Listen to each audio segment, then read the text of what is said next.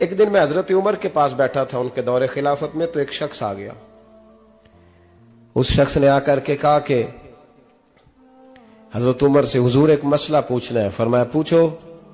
وہ کہنے لگا حضور میری اماں بوڑھی ہو گئی ہے، بیمار رہتی ہے، مریضہ ہے، مجھے آواز دیتی ہے بیٹے پیشاب آیا ہے، آواز دیتی ہے تو میں اماں کو اٹھاتا ہوں.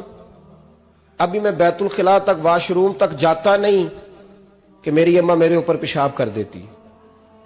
حضرت عمر سے کہنے لگا حضور بچپن میں اماں پہ پیشاب کرتا تھا، اب اماں میرے اوپر کر دیتی ہے تو حق ادا ہو گیا نا. حضرت عمر کہنے لگے نہیں کوئی نہیں ہوا. اس نے کہا حضور مجھے سمجھائیں، وہ سارے کام جو میں اماں کے ساتھ کرتا تھا اماں میرے ساتھ کرتی ہے تو کیوں نہیں ہوا؟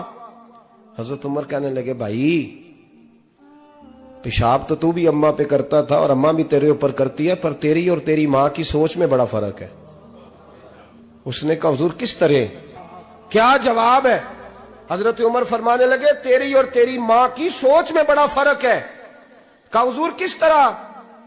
فرمایا جب تیری اماں تیرے اوپر پیشاب کرتی ہے نا تو تو دعا کرتا ہے کہ یا اللہ بوڑھی ہو گئی ہے اسے پردہ دے دے، اور جب تو اپنی اماں پہ پیشاب کرتا تھا تو وہ دعا کرتی تھی یا اللہ میرے لال کو لمبی زندگی عطا فرما.